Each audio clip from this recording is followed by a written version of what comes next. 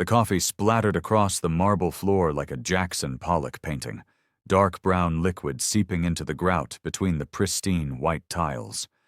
Carter Miles was already on his knees with his mop bucket before the executive assistant who dropped it could even apologize.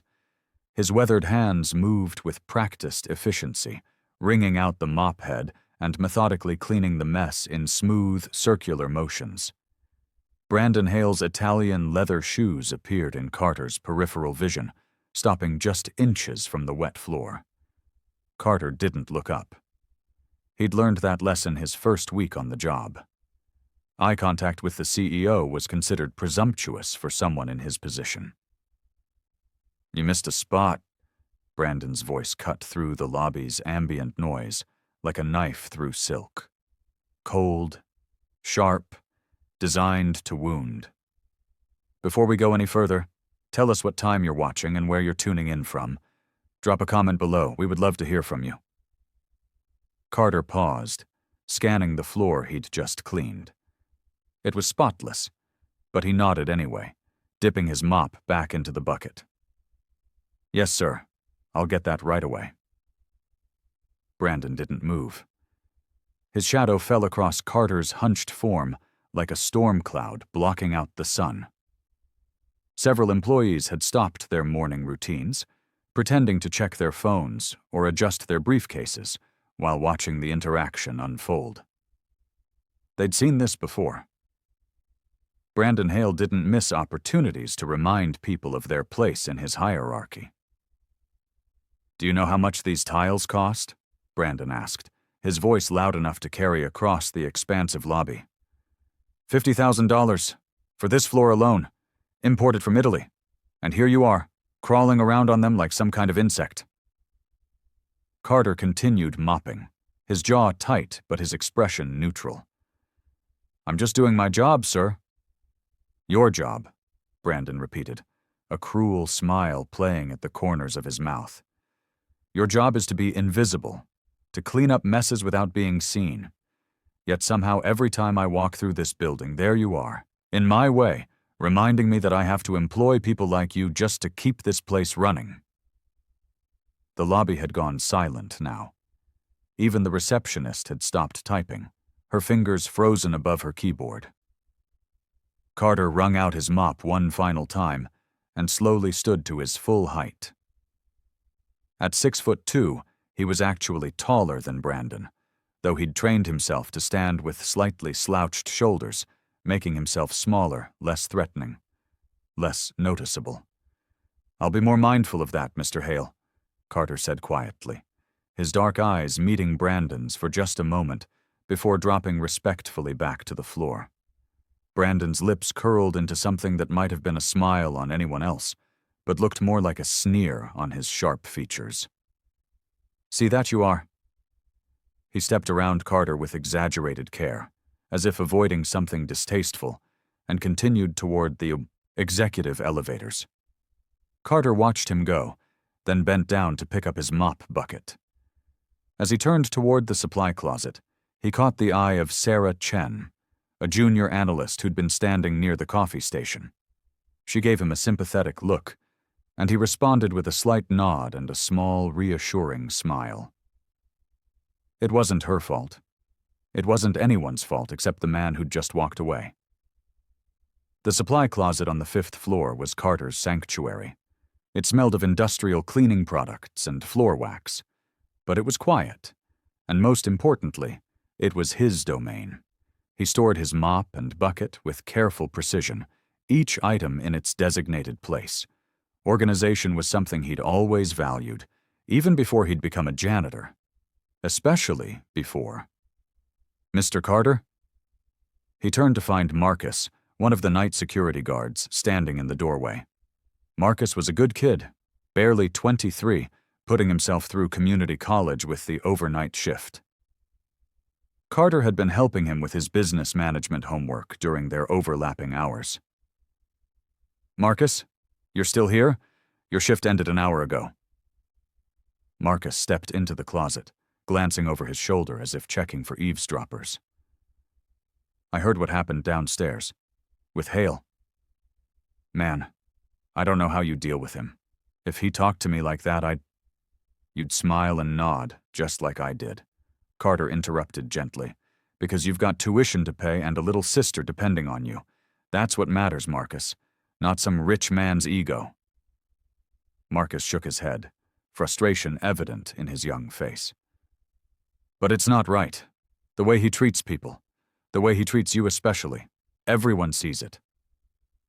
Carter pulled off his work gloves and tucked them into his back pocket. The world isn't always right, son. But we control how we respond to it. Brandon Hale can take a lot of things from me, but he can't take my dignity unless I let him. Remember that. Is that why you're always so calm? So patient with everyone? Carter picked up his water bottle from a shelf and took a long drink before answering. I'm calm because getting angry solves nothing. I'm patient because everyone in this building is fighting battles I know nothing about, including Brandon Hale. Marcus looked skeptical. You think Hale is fighting battles? The guy's a millionaire CEO. What problems could he possibly have? Money doesn't fix everything, Marcus. Sometimes it just buys bigger problems. Carter patted the young man's shoulder. Now get out of here. Your sister's probably wondering where you are. And don't forget, we're reviewing those financial statements next week. After Marcus left, Carter allowed himself a moment of stillness. He leaned against the metal shelving unit and closed his eyes, rolling up his sleeve to scratch an itch on his forearm. The tattoo caught the fluorescent light, its intricate design as familiar to him as his own reflection. Two interlocking, geometric patterns forming a unique symbol, with the date 8/15/2010 inscribed beneath. The day Novacore Technologies had officially incorporated. The day two best friends had promised to build something meaningful together. He quickly pulled his sleeve back down. That was another life. Another version of himself that no longer existed, at least not in the eyes of the world. Carter Miles, tech visionary and co-founder of a billion-dollar company, had disappeared 7 years ago. In his place was Mr. Carter, the janitor who arrived at 4:30 every morning and left at 1 in the afternoon, invisible to everyone except those who took the time to truly see him. The rest of Carter's morning passed in its usual rhythm. He cleaned the executive floors, emptied trash bins, wiped down conference room tables, and restocked the paper towels in the bathrooms. Novacore's headquarters was a gleaming 30-story monument to success, all glass and steel and carefully curated modern art. Carter had designed aspects of this building himself, back when he'd had a say in such things. The top-floor terrace garden had been his late wife's idea, a green oasis above the concrete jungle of downtown. He'd made sure it was built exactly to her specifications. He rarely went up there anymore. It hurt too much. Mr. Carter! Jennifer Reeves, a product manager on the 12th floor, was hurrying toward him with a stack of papers clutched to her chest. Her eyes were red-rimmed, and her usually immaculate appearance was disheveled, her blouse partially untucked from her skirt. Jennifer, what's wrong? She glanced around the hallway, then gestured for him to follow her into an empty break room. Once inside, she closed the door and leaned against it, finally allowing tears to spill down her cheeks. He fired Derek, she said, her voice breaking. Right there in the morning meeting, in front of everyone. Said his performance was substandard and that Novacore didn't have room for mediocrity. Derek was Jennifer's husband. They'd met at Novacore 5 years ago, both young and ambitious, and full of dreams about climbing the corporate ladder together. Carter had chatted with them dozens of times during his cleaning rounds, had listened to their excited plans about buying a house, starting a family. What reason did he give? Carter asked quietly. The San Francisco project. It's been delayed by 6 weeks because the client kept changing requirements, but Brandon doesn't care about reasons. He just cares about results. He said if Derek couldn't handle a simple product launch, he was worthless to the company. She wiped her eyes roughly. Worthless, That's the word he used. And Derek just sat there and took it because what else could he do? We have a mortgage, Mr. Carter. We just found out I'm pregnant. What are we going to do? Carter pulled out a chair from the break room table and guided Jennifer into it. He grabbed a box of tissues from the counter and handed it to her, then sat down across from her. For a long moment, he just let her cry, understanding that sometimes people needed to release the pain before they could hear comfort. When Jennifer's sobs had subsided into occasional hiccups, Carter leaned forward, his hands clasped on the table between them. His voice was gentle but firm. First, you're going to breathe. Deep breaths in and out. Your baby needs you to stay calm. Jennifer nodded and tried to control her breathing, her hands protectively moving to her still flat stomach. Second, you're going to go home and tell Derek that this isn't the end of the world. It feels like it right now, but it isn't. Derek is talented. I've heard him present in meetings. He's smart, creative, and he genuinely cares about good work. Some other company is going to recognize that and snap him up. But we can't afford to wait for some other company, Jennifer said, fresh tears threatening. We have bills due in 2 weeks. Carter reached into his wallet and pulled out a business card. It was worn at the edges, something he'd been carrying for months. This is Robert Chen, a friend of mine who runs a tech startup in the city. Give Derek this number. Tell him Mr. Carter recommended him. Robert's been looking for an experienced product manager, and his company actually values people. Jennifer stared at the card like it was a life preserver thrown to a drowning person. You'd do that for us? Why wouldn't I? You're good people, both of you. He stood up, collecting his cleaning supplies.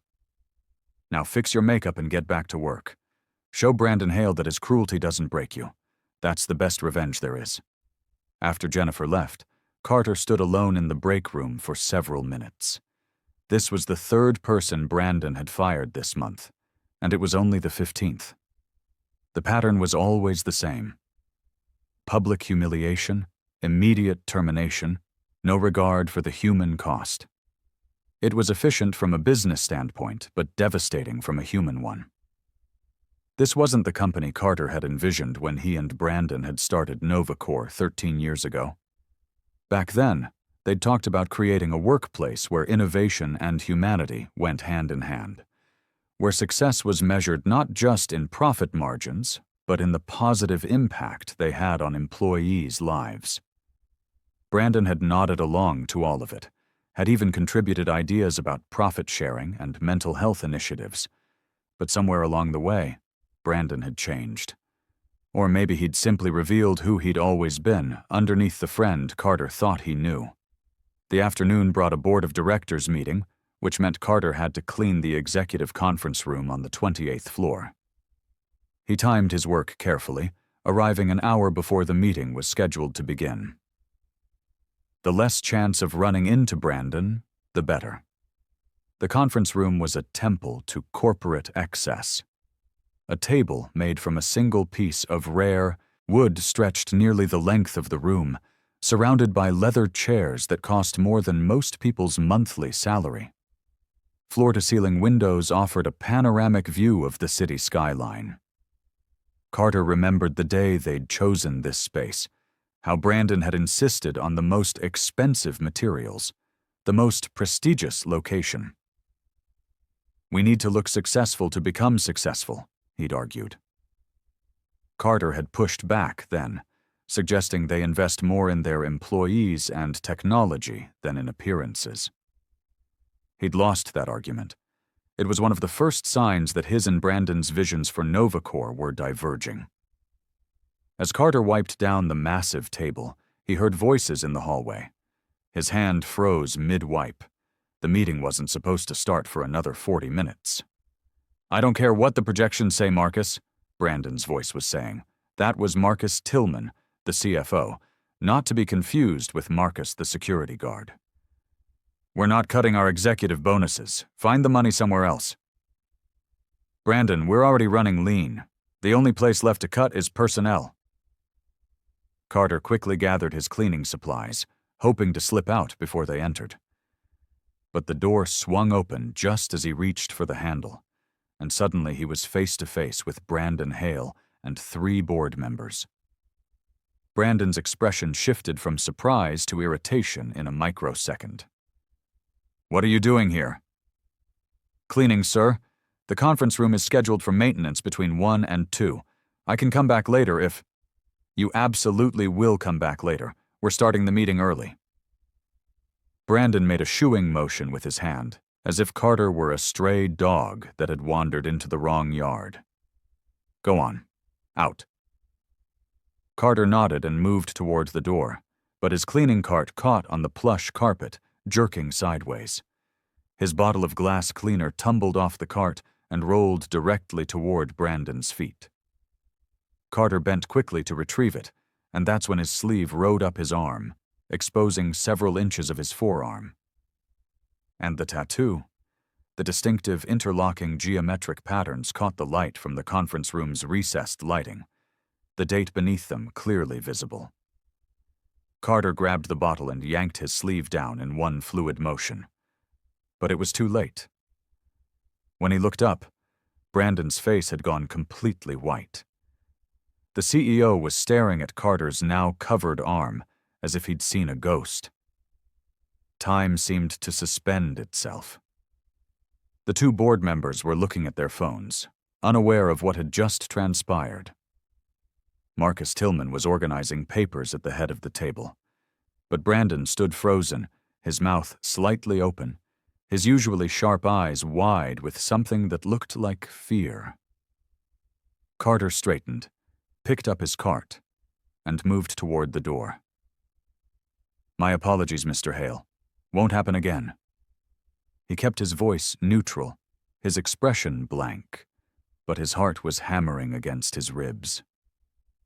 7 years of carefully maintained anonymity, potentially shattered in a single moment. As he pulled the door closed behind him, he caught one last glimpse of Brandon, who had turned away from the board members and was gripping the back of one of the leather chairs so hard his knuckles had gone white. Carter didn't stop walking until he reached the 5th floor supply closet.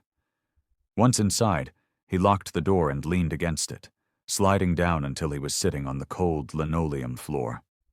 He pulled up his sleeve and stared at the tattoo that had seemed like such a good idea 13 years ago. He and Brandon had gotten them together, the night before they signed the incorporation papers.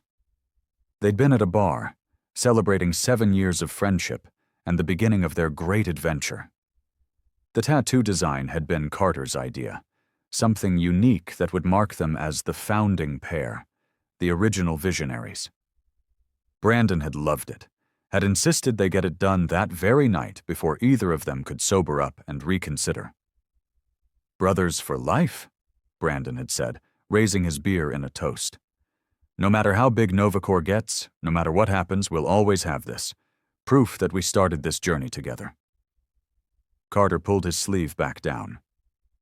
Brothers for life. What a joke that had turned out to be. His phone buzzed in his pocket. A text from Marcus, the security guard. "Mr. C, weird question, but is Mr. Hale okay? Just saw him on the security cameras and he looks sick. Thought you should know since you were just up there." Carter stared at the message for a long moment before typing back, "I'm sure he's fine, thanks for checking." But Brandon wasn't fine, and Carter knew it. The tattoo reveal had been accidental, but its effect had been seismic. Brandon knew now, or at least suspected, that the janitor he'd been tormenting for the past 3 months was actually Carter Miles, his former best friend, his former business partner. The man he'd betrayed in the worst way possible. The question was, what would Brandon do with that knowledge? Like and share this video if you think karma is about to catch up with Brandon Hale. And stick around because this story is about to get even more intense. Carter didn't go back to the 28th floor that day. He finished his shift on the lower floors, methodically working through his checklist despite the turmoil in his mind. At 1:15, he clocked out changed from his work uniform into street clothes in the employee locker room, and walked out of NovaCorps headquarters into the afternoon sunshine. He'd been planning this moment for 3 months, ever since he'd first put on the janitor's uniform and badge that identified him only as Carter M. 3 months of watching, listening, and understanding what his company had become in his absence. 3 months of building relationships with the people Brandon had forgotten existed, the ones who kept NovaCorps running while executives took credit for their work. 3 months of deciding whether to reveal himself or walk away forever. The tattoo reveal had made that decision for him. Carter walked 4 blocks to a small coffee shop called The Grindstone, a place that hadn't existed when he'd last worked in this neighborhood. He ordered a black coffee and found a table in the back corner, pulling out his phone and scrolling through the contacts until he found the name he was looking for. Catherine Morales answered on the second ring. "Carter Miles, I was wondering when you'd call." Catherine had been NovaCorps' corporate attorney from day one, a brilliant lawyer who'd helped Carter and Brandon navigate the legal complexities of starting a tech company. She was also one of the few people who knew the full story of Carter's departure and had quietly maintained contact over the years. "I need to see the documents," Carter said without preamble. "The original incorporation papers, the shareholder agreement, everything from 2010. He saw the tattoo, didn't he? Catherine's voice held a mixture of resignation and something that might have been satisfaction. "I told you this would happen eventually if you went through with this janitor plan." "Can you get me the documents or not?" "I can have them to you by tomorrow morning. But Carter, are you sure about this? Once you reveal who you are, there's no going back. Brandon will fight you with everything he has." Carter took a sip of his coffee, letting the bitter taste ground him. "Catherine, I've spent 3 months watching him destroy people's lives for sport. Good people. Dedicated employees who've given everything to NovaCorps. I've watched him fire a pregnant woman's husband with no severance. I've seen him humiliate staff members in front of their colleagues. I've listened to junior employees cry in bathroom stalls because they're terrified of making mistakes. That's not what we built this company for." "No, it isn't." Catherine's voice softened. "Your wife would be proud of you for standing up for them." Carter closed his eyes. Elena. Even after 7 years, mentioning her felt like pressing on a bruise that had never quite healed. "Elena would tell me to be smart about this, to have a plan." "Do you have a plan?" "I'm working on it. Send me those documents." After he hung up, Carter sat in the coffee shop for another hour, watching people come and go. Students with laptops, business people grabbing afternoon caffeine fixes, a mother trying to calm a cranky toddler. Normal people living normal lives, unaware that in the building 4 blocks away, a reckoning was brewing. His phone rang again. Unknown number. "Hello?" "Carter Miles." It wasn't a question. Brandon's voice was tight, controlled, but Carter could hear the anger underneath. "We need to talk." "I don't think we do." "Don't play games with me. I saw the tattoo. I know who you are. The question is, what the hell do you think you're doing?" Carter stood, up and walked outside, not wanting other coffee shop patrons to overhear this conversation. The street was busy with afternoon traffic, providing a buffer of noise. "I'm doing my job, Brandon. Same as I do every day." "Your job?" Brandon's laugh was harsh. "You're a janitor, Carter. You're pushing a mop around my building. Have you lost your mind? Is this some kind of breakdown?" "Your building," Carter repeated quietly. Interesting choice of words. There was a pause. When Brandon spoke again, his voice had changed, becoming the smooth, persuasive tone he used when trying to close a deal. "Look, I don't know what you think you're accomplishing with this stunt, but it's beneath you. You're Carter Miles. You're brilliant. You built half of NovaCorps' foundational technology. Why are you wasting your talent cleaning floors?"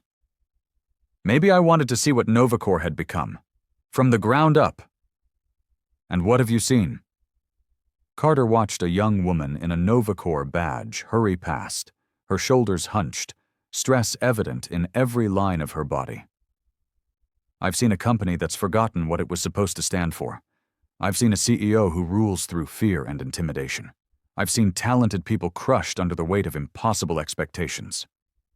I've seen my company turned into something I don't recognize. The silence on the other end of the line stretched so long that Carter wondered if Brandon had hung up. But then he heard breathing, careful and controlled. "Meet me tonight," Brandon finally said. "My office, 8 o'clock. We'll talk about this properly, away from everyone else." "Why would I do that?" "Because despite everything, we were friends once. Because you clearly have something to say, and I'd rather hear it in private than have you cause a scene. And because—" Brandon's voice dropped lower. "Because I know you still have shares in this company, Carter. 40% to be exact. Shares that could give you significant leverage if you decided to make things difficult." So Brandon had already checked. Of course he had. The moment Carter had left the building, Brandon had probably called the company's attorneys and accountants, confirming his worst fears. "I'll think about it," Carter said. "Carter." He hung up before Brandon could finish. His hands were shaking slightly, adrenaline coursing through his system. 7 years. 7 years of silence, of rebuilding his life, of finding peace in simplicity. And now, in the space of a single afternoon, it was all coming undone. His phone immediately rang again. "Brandon." Carter declined the call. It rang again, declined again. The third time, he powered off the phone entirely and slipped it back into his pocket. The walk back to his apartment took 30 minutes. Carter lived in a modest one-bedroom in a neighborhood that was gentrifying, but hadn't quite arrived yet. It was nothing like the luxury penthouse he'd once shared with Elena, but it was enough. More than enough. He'd learned to measure his life by different metrics than square footage and fancy appliances. Inside, the apartment was neat and sparsely furnished. A couch, a table, a bed, bookshelves lined one wall, filled with everything from technical manuals to poetry. A single photograph sat on the bookshelf, Elena on their wedding day, her smile bright enough to light up the frame. Carter set his keys in the bowl by the door and moved to the bookshelf, picking up Elena's photo. She'd been diagnosed with stage 4 pancreatic cancer 3 months after Novacore's biggest funding round. The timing had been cruel. Just as the company was taking off, just as all their dreams were coming true, the universe had decided to remind them how fragile life really was. Brandon had been supportive at first. He'd told Carter to take all the time he needed, that the company could run without him for a while. But as Elena's illness stretched from months into a year, Brandon's patience had worn thin. He'd started making decisions without consulting Carter. Small things at first, then bigger ones. By the time Elena died, Carter barely recognized the company's direction anymore. The final betrayal had come 6 months after the funeral. Carter had returned to work, grief-stricken, but determined to honor Elena's memory by seeing their vision through. He'd discovered that Brandon had been systematically consolidating power, making deals with investors that diluted Carter's influence, restructuring management to sideline Carter's allies. When Carter had confronted him, Brandon hadn't even had the decency to look ashamed. "You checked out, Carter," he'd said, leaning back in his executive chair like a king on a throne. "For over a year, you were barely here. Someone had to keep this company moving forward. Someone had to make the hard decisions. So you made them without me? We're supposed to be partners, Brandon." "We were partners, but partnerships require both people to show up." The argument had escalated from there, ending with Brandon offering to buy out Carter's shares at a fraction of their actual value. "Take the money and walk away," he'd said. "Start over somewhere else. Novacor has outgrown needing both of us." Carter had refused. But he'd been so deep in grief, so exhausted from fighting both cancer and corporate politics, that he'd eventually agreed to a different arrangement. He'd stepped down from all operational roles but retained his 40% ownership stake. The agreement included a clause that Brandon had probably forgotten about in his eagerness to get rid of Carter. A clause that gave Carter the right to return to an active role at any time if he deemed the company's direction detrimental to its founding principles. Catherine Morales had insisted on that clause. "Just in case," she'd said. "Just in case you ever need leverage." Carter had never expected to use it. He'd planned to simply let his shares appreciate over time. Passive investment while he figured out what to do with the rest of his life. He'd traveled for a while, tried consulting, even taught programming at a community college for a semester. But nothing had felt right. Until he'd seen the article about Novacor in a business magazine 3 months ago. The headline had been glowing, all about Brandon's visionary leadership and the company's record profits. But Carter had read between the lines, had noticed the mentions of aggressive management style and high employee turnover. He'd looked up Glassdoor reviews and found pages of anonymous complaints about hostile work environment, impossible expectations, and a CEO who viewed employees as disposable resources. That's when the idea had formed. If he wanted to really understand what Novacor had become, he needed to see it from the inside. Not as Carter Miles, the co-founder, but as someone invisible.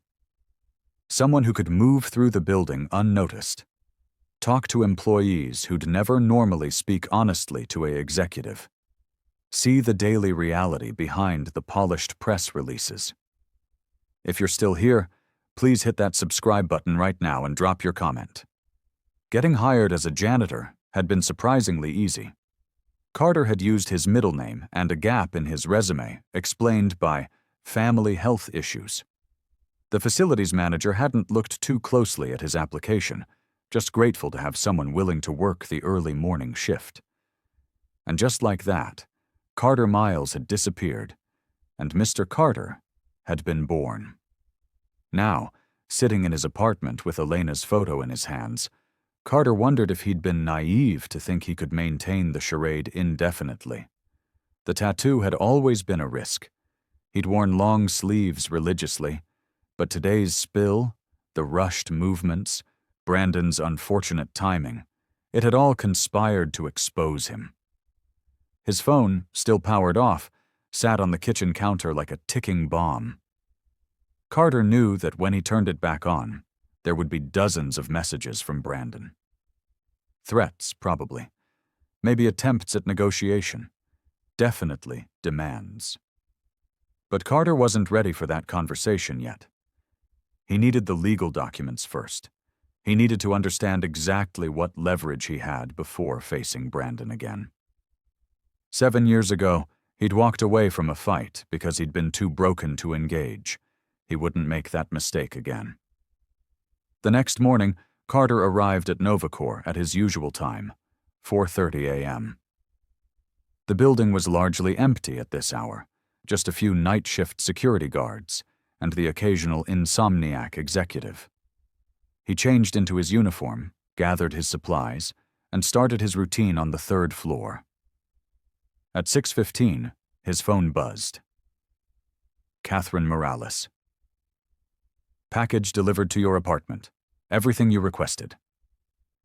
Carter finished cleaning the floor he was working on, then told the supervisor he wasn't feeling well and needed to leave early.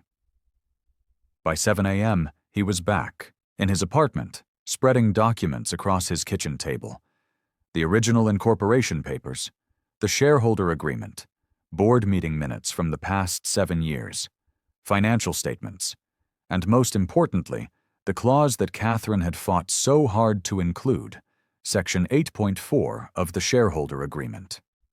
Carter read it 3 times to make sure he understood every word.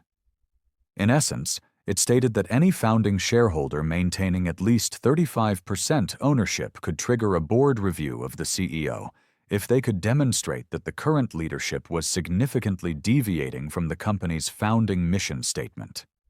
The mission statement was attached, a document that Carter and Brandon had spent weeks crafting, full of language about innovation, employee well-being, and ethical business practices. Brandon had violated virtually every principle in that document. The board review process would require a special meeting where Carter could present evidence of mismanagement. The board would then vote on whether to maintain or replace current leadership. With 40% ownership, Carter would have significant influence in that vote, especially if he could convince other board members that change was necessary. It was a path forward, a legal, structured way to challenge Brandon without resorting to public spectacle or corporate warfare. But it would require Carter to fully reveal himself, to step back into the spotlight he'd spent 7 years avoiding. His phone rang. Brandon again. This time, Carter answered. "Where are you?" Brandon's voice was tight with barely controlled anger. "You didn't show up for your shift. Don't think you can just disappear on me now." "I'm not disappearing. I'm regrouping." "Regrouping," Brandon repeated flatly.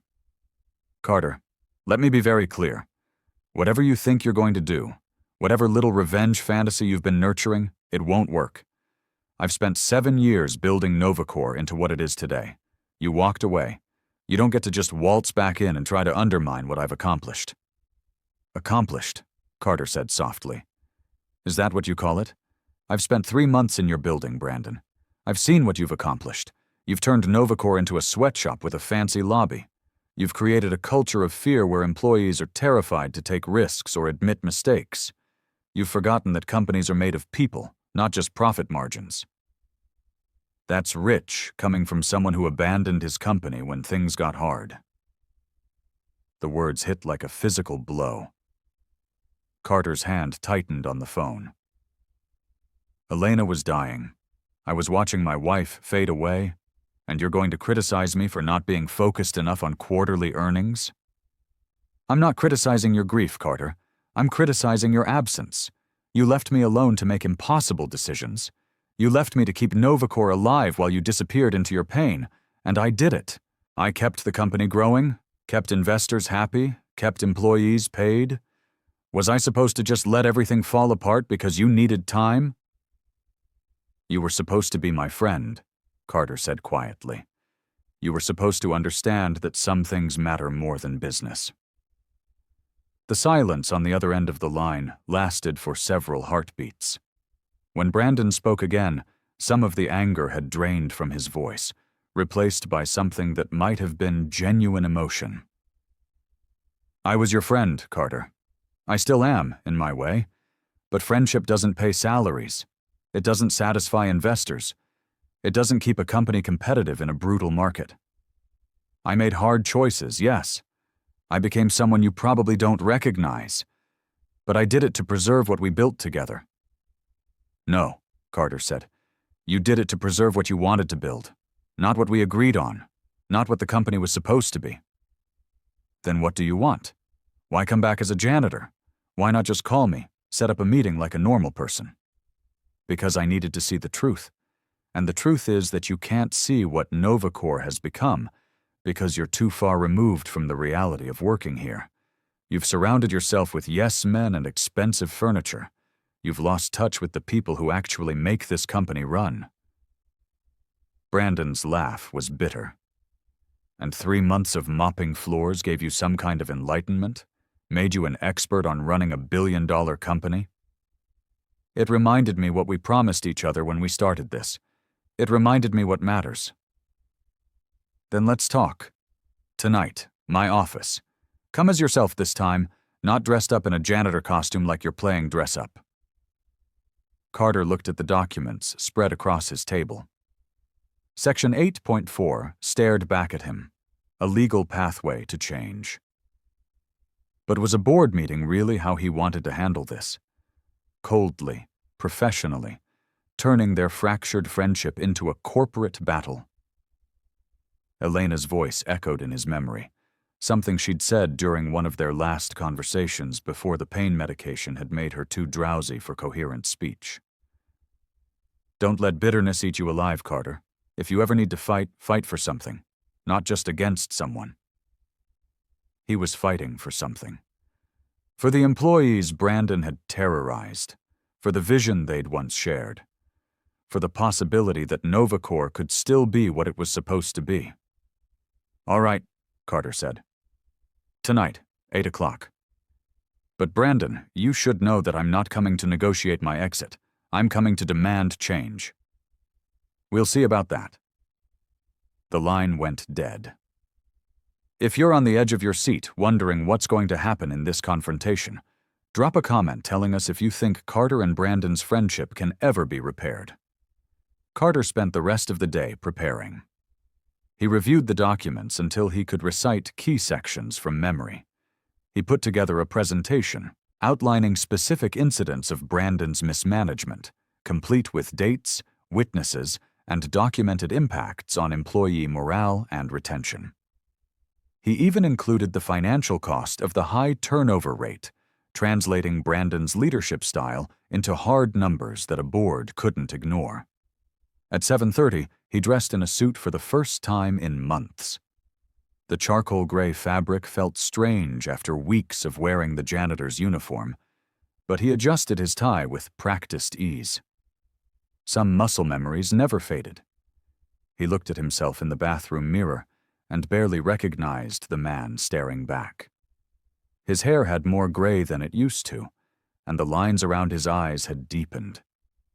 7 years of grief and rebuilding had aged him in ways that went beyond mere time.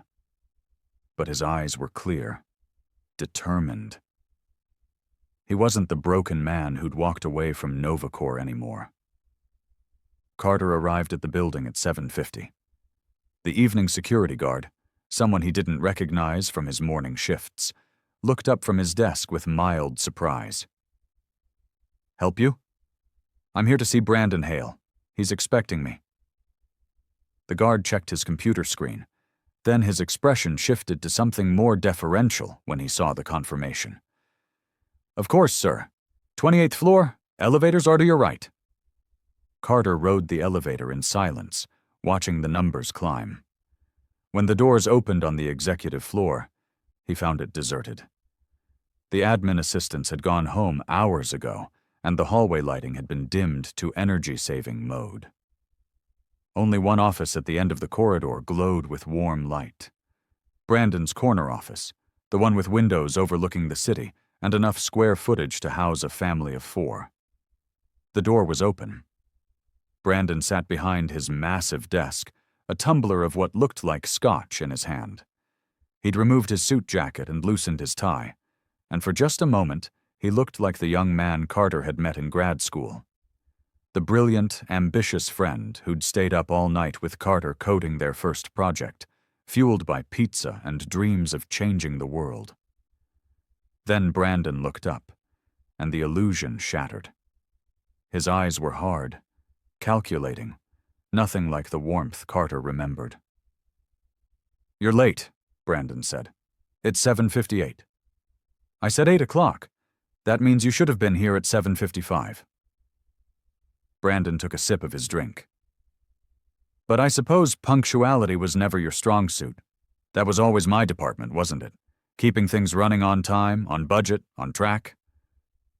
Carter stepped into the office, but didn't sit in either of the guest chairs facing Brandon's desk.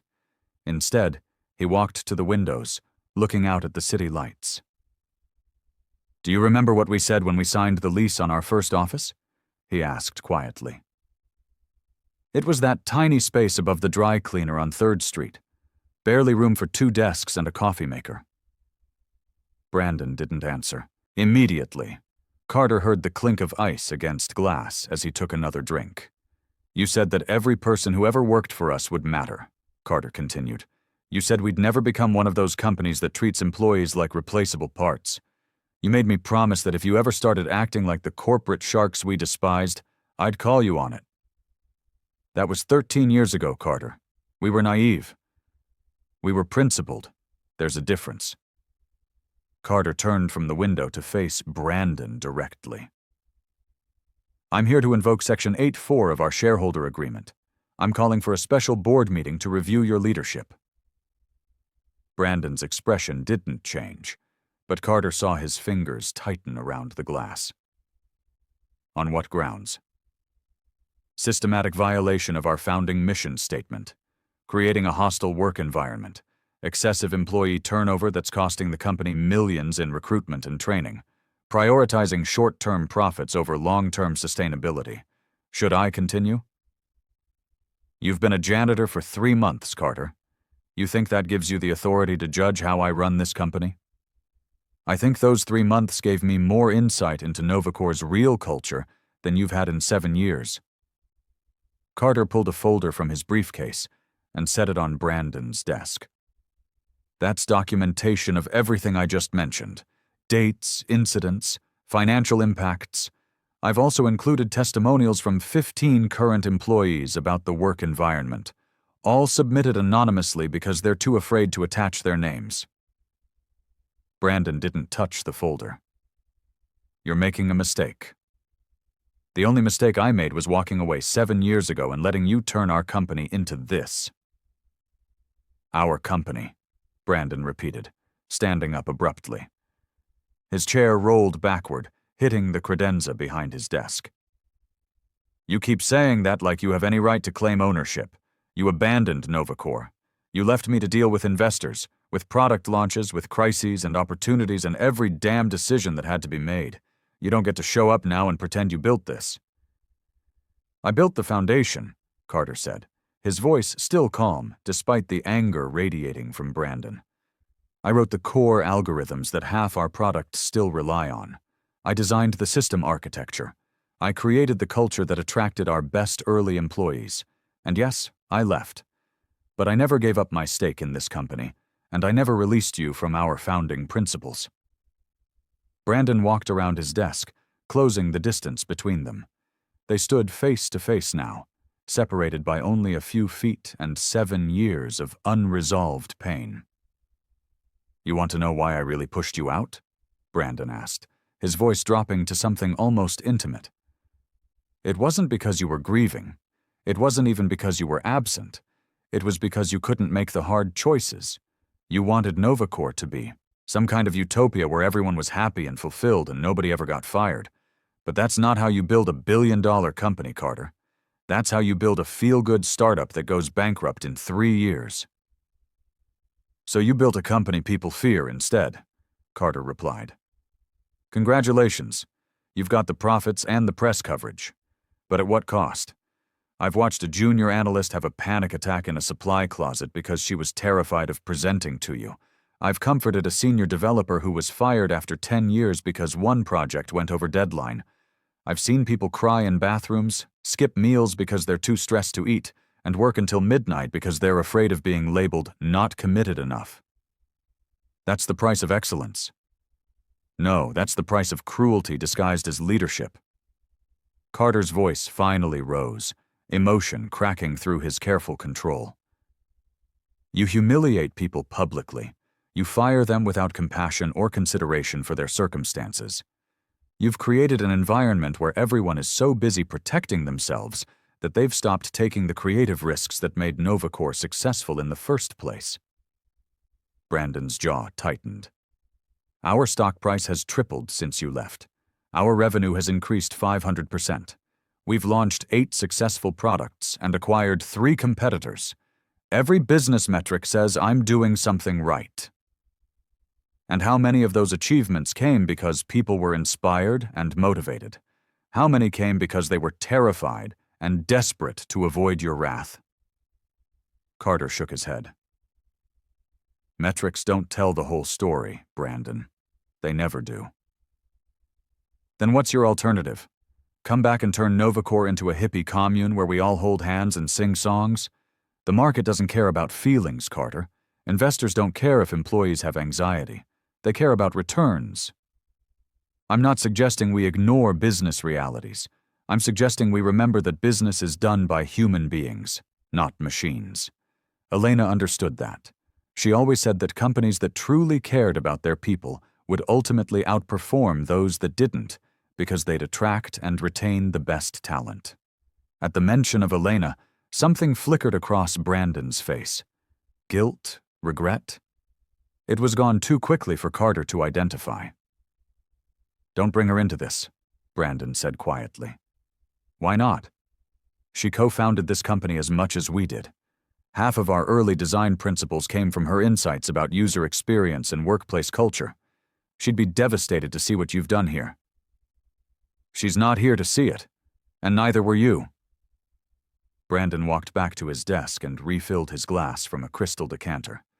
He didn't offer Carter a drink. "You want to call a board meeting? Fine, call it. But understand that I have 7 years of success on my side. I have board members who've made millions from their shares under my leadership. You have 3 months of playing janitor and a folder full of anonymous complaints. I also have 40% of the company, and I have Section 8.4, which you clearly forgot existed." "I didn't forget anything." Brandon's smile was cold. "I just didn't think you'd ever have the spine to use it.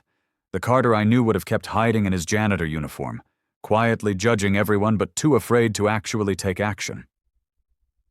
The words were designed to sting, and they succeeded. But Carter didn't let it show. He'd spent 3 months watching Brandon manipulate and provoke people. He recognized the tactic. "The Carter you knew doesn't exist anymore," he said simply. "The board meeting is in 3 days. Catherine Morales is filing the paperwork tomorrow morning. I suggest you prepare your defense." Carter turned to leave, but Brandon's voice stopped him. "Do you remember the night before Elena died?" Carter froze, his hand on the doorframe. "You called me at 3 a.m, Brandon continued, his voice softer now. "You were at the hospital. You said you didn't know how to keep going, that you felt like you were drowning and couldn't find the surface." "I remember." Carter didn't turn around. "I came to the hospital. I sat with you in that awful waiting room with the fluorescent lights and the smell of disinfectant. I didn't know what to say, so I just sat there. For 6 hours. And when she passed, I held you while you fell apart." Now Carter did turn, finding Brandon's expression unreadable. "I was your friend that night," Brandon said. "I loved you like a brother. I loved Elena too. And when she died, I didn't just lose her. I lost you. You were so deep in your grief that you couldn't see anything else, including what was happening to the company we'd built together. So yes, I made decisions without you. I moved forward because someone had to. And maybe I became someone harder in the process. Maybe I learned to value results over feelings because I was terrified that everything we'd built would collapse." "I'm sorry I didn't grieve on your timeline," Carter said, his voice tight. "I'm sorry I couldn't compartmentalize my wife's death and just get back to business." "That's not what I'm saying." "Yes, it is. You're trying to make me feel guilty for being human, for needing time, for not being able to just switch off my emotions and focus on profit margins." Carter stepped back toward the desk. "You were my friend that night, Brandon. I'll never forget that. But friendship isn't a one-time deposit that covers all future betrayals. You were there for me when Elena died, and I'm grateful. But that doesn't give you permission to destroy what we built together. It doesn't excuse the way you treat people now." Brandon set down his glass carefully, as if afraid he might throw it. "So what happens now? We go to war? Turn this into some ugly corporate battle that gets splashed across business? Headlines? That's up to you. The board meeting happens either way. But how you respond to it, whether you're willing to even consider that changes need to be made, that will determine whether this gets ugly or not. Make sure you're subscribed because you will not believe how this board meeting goes. Hit that notification bell and drop a comment with your prediction. Can Carter really take down his former best friend?" Brandon walked to the windows, where Carter had stood earlier, his silhouette backlit by the city lights. For a long moment he didn't speak, and Carter wondered if the conversation was over. But then Brandon's shoulders sagged slightly, a rare moment of visible vulnerability. "Do you know what keeps me up at night?" Brandon asked, his voice barely above a whisper. "It's not competitors or market conditions or investor pressure. It's the fear that I've become exactly what we promised we'd never be. That somewhere along the way, I traded our principles for success and told myself it was necessary." Carter waited, sensing that Brandon needed to say whatever was coming next. "But then morning comes, and I have to make payroll for 2,000 employees. I have to report to a board that expects growth. I have to compete with companies that play just as hard as I do, if not harder. And I tell myself that being nice is a luxury I can't afford. That kindness is weakness in this business." Brandon turned to face Carter. "Maybe I'm wrong. Maybe you're right. But I genuinely don't know how to run a company at this scale any other way." It was the most honest thing Brandon had said all evening, and Carter felt his anger soften slightly. Not disappear. What Brandon had done was too serious for that. But soften into something more complex. "Then let me help you figure it out," Carter said. "Not as adversaries, not as competitors fighting for control, but as partners trying to find a better way." "Is that really an option at this point, after everything that's happened?" "I don't know, but I'd rather try for something better than settle for something broken." Carter moved toward the door again. "The board meeting stands. You've created problems that need to be addressed formally, but how we move forward after that meeting, whether we find a way to rebuild what we had or whether we tear Novacor apart fighting, that's still up to us." Brandon nodded slowly, exhaustion evident in every line of his face. 3 days. 3 days, Carter confirmed. As Carter rode the elevator down, his phone buzzed with a text from Marcus, the security guard. "Everything okay, Mr. C? Heard you had a meeting with the big boss. You're not in trouble, are you?" Carter smiled despite everything and texted back. "Everything's fine, Marcus. See you tomorrow morning." Because that was the thing about being a janitor. The work continued regardless of corporate drama. Floors still needed cleaning. Trash still needed emptying. And the people who did that. Work deserved to be treated with respect, whether or not they held advanced degrees or stock options. The next 3 days were a whirlwind. Catherine Morales filed the formal request for a board meeting, citing Section 8.4 and attaching Carter's documentation. The board of directors, 9 members including Brandon and Carter, responded with a mixture of shock and curiosity. Several called Carter directly, asking if this was really happening after all these years. Carter spent hours on the phone, calmly explaining his position without attacking Brandon personally. He focused on data, on employee retention numbers and cultural metrics, and the documented impact of fear-based leadership. He also reached out to several current employees, with Catherine's help, to see if anyone would be willing to testify at the board meeting. 3 volunteered, including Jennifer Reeves, the product manager whose husband had been fired. Brandon, meanwhile, launched his own campaign. He met individually with each board member, armed with financial statements and growth projections and arguments about the competitive nature of the tech industry. Carter heard through Catherine that Brandon was framing the situation as an attack from a disgruntled former partner who couldn't handle the realities of modern business. It wasn't entirely inaccurate, but it missed the point entirely.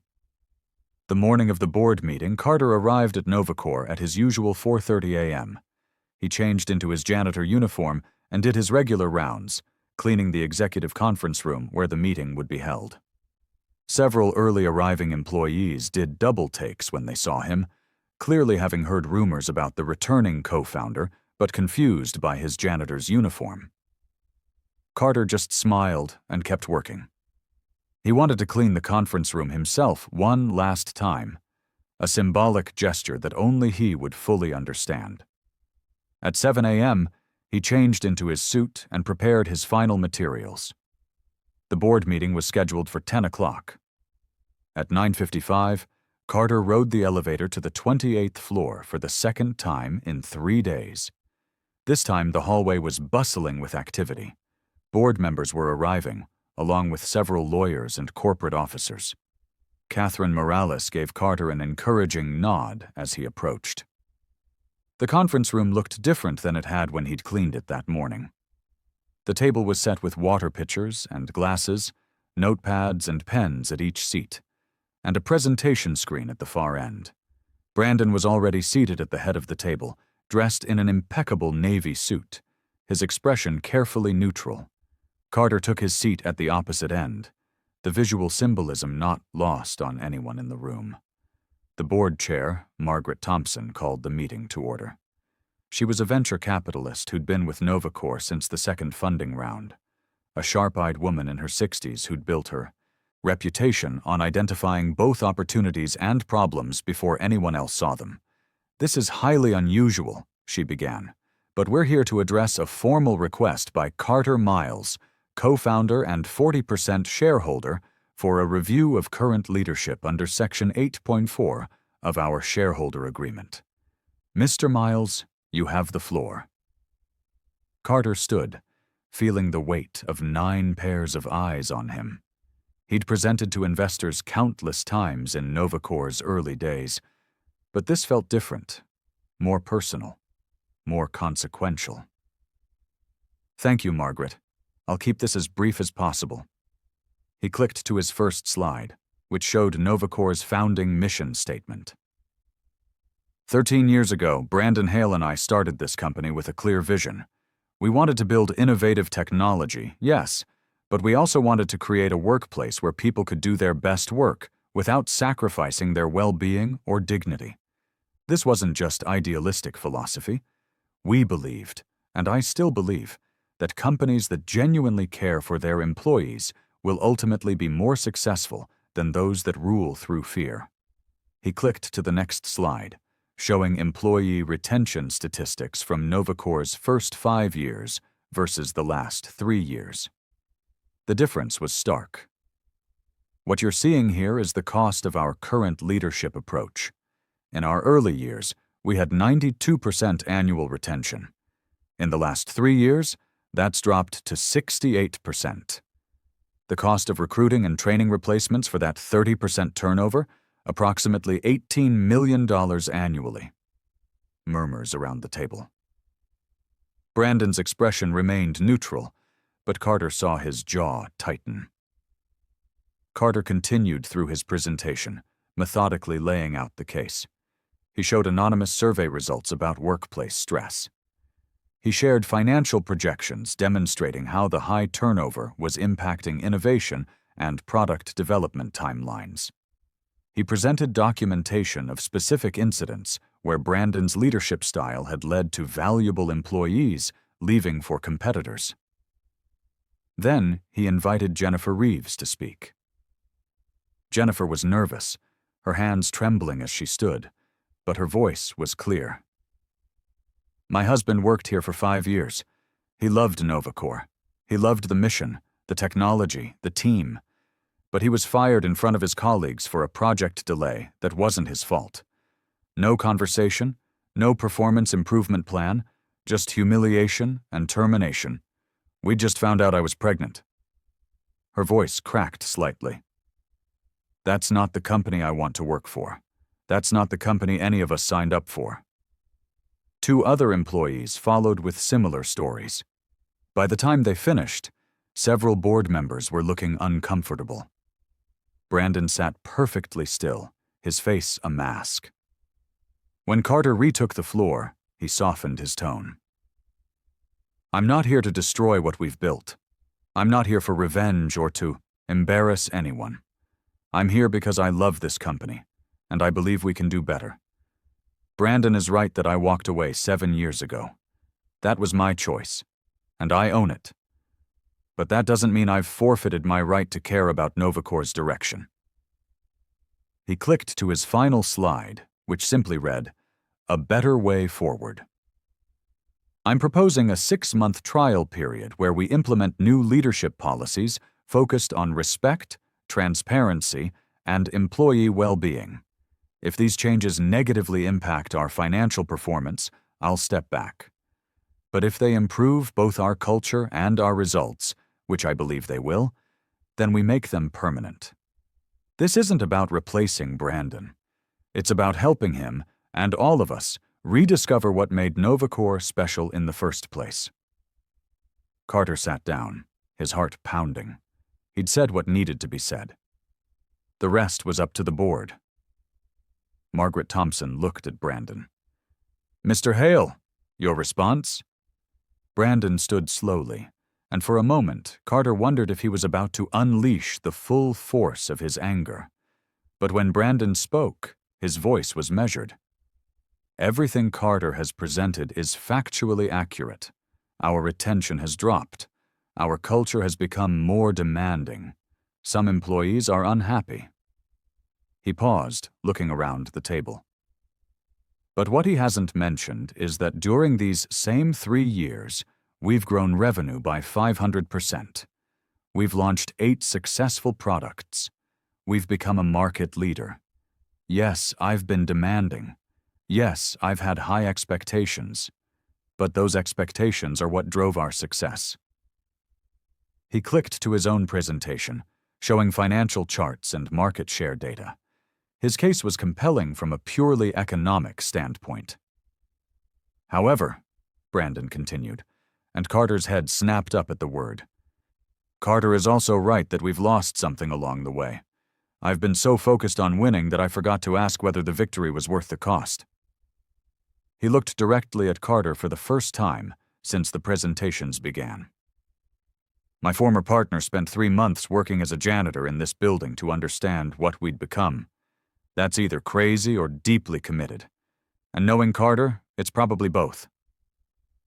A few nervous chuckles around the table.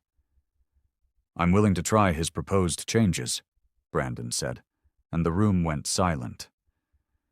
"Not because I think I've done everything wrong, but because I respect him enough to consider that he might see things I've missed. We were partners once. Maybe we can figure out how to be partners again." Carter felt something loosen in his chest, tension he hadn't realized he'd been holding. Margaret Thompson called for a vote. The measure passed 8-1, with only one board member voting against the trial period. Even Brandon abstained rather than voting no, a gesture Carter understood as an olive branch. After the meeting concluded and board members filed out, Carter and Brandon were left alone in the conference room. They stood on opposite sides of the long table, the same positions they'd held during the presentations. "That was a nice speech," Carter said. "Did you mean any of it?" "Most of it." Brandon managed a small, wry smile. "I reserve the right to think you're partly insane for the janitor thing, though." "Fair enough." Carter walked around the table, closing the distance between them. He extended his hand. "Partners?" Brandon looked at the offered hand for a long moment, then grasped it firmly. "Partners. But Carter, if you ever disappear on me again, I'm hunting you down personally." "Deal. And Brandon? If you ever humiliate another employee in public, I'm coming for you with more than a board presentation." They shook on it, 2 men who'd traveled very different paths back to the same point. 6 months later, NovaCore's culture had transformed. Brandon still demanded excellence, but he'd learned to do it without cruelty. Carter had returned as co-CEO, splitting responsibilities in a way that played to both their strengths. Employee retention had climbed back up to 86%. 3 of the people who'd been fired under Brandon's previous regime had been rehired, including Jennifer's husband. The business press wrote glowing articles about NovaCore's innovative dual CEO structure and their renewed focus on employee well-being. What they didn't know was that every morning at 4:30 a.m., Carter Miles still arrived at the building in his janitor's uniform and cleaned 1 floor before changing into his suit. It kept him grounded, reminded him where he'd come from, and why the changes mattered. Brandon thought it was ridiculous but had learned not to argue. One evening, as the sun set over the city, Carter stood on the rooftop garden that Elena had designed. The space had fallen into disrepair during his absence, but he'd made restoring it one of his first priorities upon returning. Now it bloomed with life again, a living memorial to the woman who'd understood that success meant nothing without humanity. "I think she'd approve," Brandon said, stepping out onto the terrace. He'd started joining Carter up here sometimes, usually when they needed to have difficult conversations or simply decompress from the pressures of leadership. "I think so too," Carter agreed. They stood in comfortable silence, watching the sun paint the sky in shades of orange and purple. Two men who'd almost destroyed everything they'd built together, now learning to rebuild not just a company but a friendship. It wasn't perfect. Some days they still argued about direction and priorities. Some decisions still required compromise that neither was entirely happy with. But they were moving forward together, honoring the promises they'd made 13 years ago while adapting to the realities of who they'd become. And every morning at 4:30, when Carter pushed his mop cart through the gleaming lobby of NovaCore headquarters, he remembered the most important lesson he'd learned. Never underestimate anyone based on their job title or position.